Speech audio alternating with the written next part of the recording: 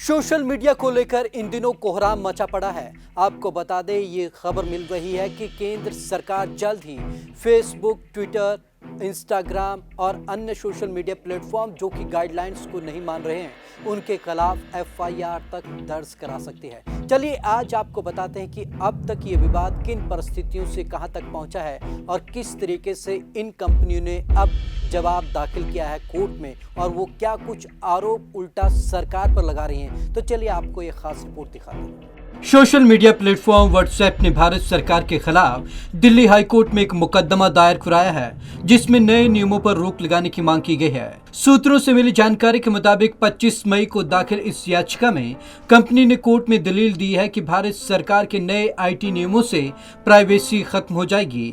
आपको बता दें कि सरकार ने सोशल मीडिया कंपनियों को नई गाइडलाइन को मानने के लिए 90 दिन का वक्त दिया था, जिसकी मियाद मंगलवार यानी कि 25 मई को खत्म हुई है। निजता के अधिकार का हनन है नए नियम। समाचार एजेंसी के मुताबिक दिल्ली हाई कोर्ट में दायर याचिका में कहा गया है कि सरकार के इस फैसले से लोगों की प्राइवेसी खत्म हो जाएगी। व्हाट्सएप के प्रवक्ता ने बताया कि मैसेजिंग ऐप से चैट को इस तरीके से ट्रेस करना लोगों की निजता के अधिकार का उल्लंघन होगा।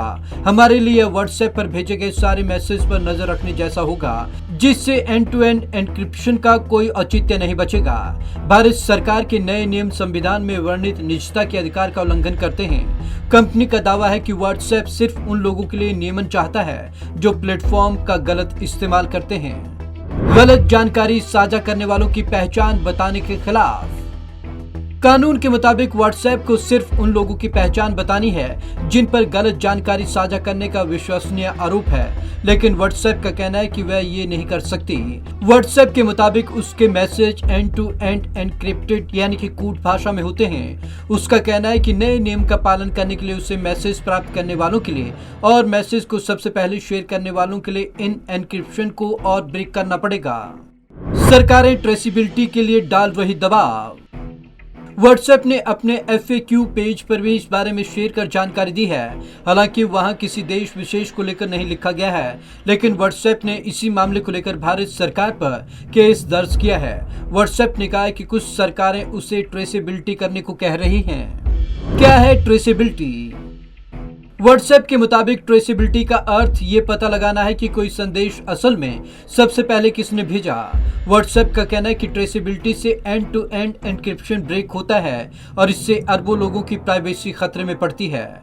व्हाट्सएप ने साल 2016 में एंड टू एंड एन्क्रिप्शन की शुरुआत की थी, ताकि उसके जरिए किसी जाने वाले कॉल, मैसेज, फोटो, वीडियो और वॉइस नोट सिर्फ उसी को मिले जिन्हें वे भेजे गए हैं। व्हाट्सएप का दावा है कि यह संदेश वह भी नहीं पढ़ या देख सकता है। फेसबुक ने कहा सरकार से जारी रखेंगे बातचीत। इस बीच व्हाट्सएप का मालिकाना हक रखने वाली कंपनी फेसबुक का जवाब आया है। कंपनी ने मंगलवार को कहा कि वह आईटी के नियमों का पालन करेगी, साथ ही कुछ मुद्दों पर सरकार से बातचीत जारी रखेगी। आईटी के नियमों के मुताबिक ऑपरेशनल प्रोसेस लागू करने और एफिशिएंसी बढ़ाने पर काम जारी है। कंपनी इस बात का ध्यान रखेगी कि लोग आजादी से और सुरक्षित तरीके से अपनी बात हमारे प्लेटफॉर्म के जरिए कह सकें। क्या है नए नियम? क्योंकि इन सोशल मीडिया कंपनियों के हेडक्वार्टर्स भारत में नहीं है, इसलिए उन्हें एक chief compliance officer, nodal contact person और रेजिडेंट ग्रीवेंस ऑफिसर नियुक्त करना होगा। इन प्लेटफॉर्मों को अधिकारियों द्वारा मार किसी भी कंटेंट को 36 घंटे के भीतर हटाना होगा। भारत में स्थित एक अधिकारी एक मजबूत शिकायत निवारण तंत्र को देखरेख करे। शिकायत निवारण और विवरण के साथ एक मासिक रिपोर्ट पब्लिश करनी होगी। यदि किसी विशेष सोशल मीडिया प्लेटफॉर्म पर प्रसारित किया जा रहा संदेश भारत की संप्रभुता को कमजोर करता है, तो सोशल मीडिया प्लेटफॉर्म को संदेश से पहले सोर्स की पहचान करनी होगी। ये गाइडलाइंस 25 फरवरी को जारी की गई थी और 25 मई तक इनका पालन करने की आखिरी तारीख थी। किसके कितने यूजर्स? सरकारी आंकड़ों के मुताबिक भारत में व्हाट्सएप के 53 करोड़, यूट्यूब के 44.8 करोड़ और फेसबुक के 41 करोड़ यूजर हैं। इसी तरह इंस्टाग्राम के 21 करोड़ क्लाइंट हैं जो 1.75 करोड़ ट्विटर अकाउंट होल्डर हैं। वहीं कू ऐप के 60 लाख से ज्यादा यूजर हैं। सोशल मीडिया कंपनियों से बढ़ सकता है टकराव। समाचार एजेंसी रॉयटर्स के मुताबिक अभी तक ये पता नहीं है कि कोर्ट इस याचिका पर कब सुनवाई करेगी। मामले के जानकारों ने इसकी संवेदनशीलता को देखते हुए अपनी पहचान जाहिर करने से इनकार कर दिया है। व्हाट्सएप प्रवक्ता ने भी इस मामले पर बयान देने से मना कर दिया है। हालांकि यह केस भारत सरकार के फेसबुक, ट्विटर सहित अन्य सोशल मीडिया कंपनियों के साथ जारी टकराव को और बढ़ा सकता है।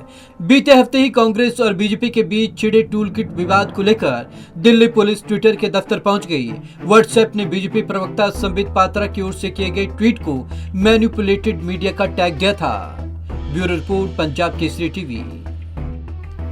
तो व्हाट्सएप के प्रवक्ता का कहना है कि इन नियमों के चलते जो आम आदमी है उसकी निजता खत्म हो जाएगी। लेकिन बड़ा सवाल यहाँ पर यह भी उठता है, क्या ये कंपनियां भारतीयों का डाटा अपने पास नहीं रखती?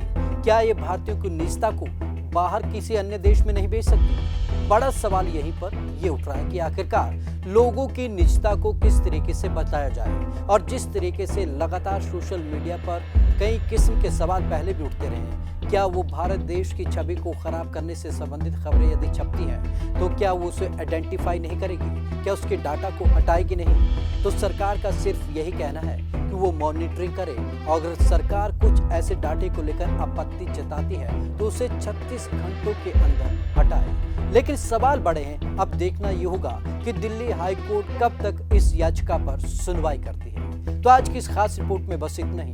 विवेक शर्मा को दीजिए इजाजत। नमस्कार।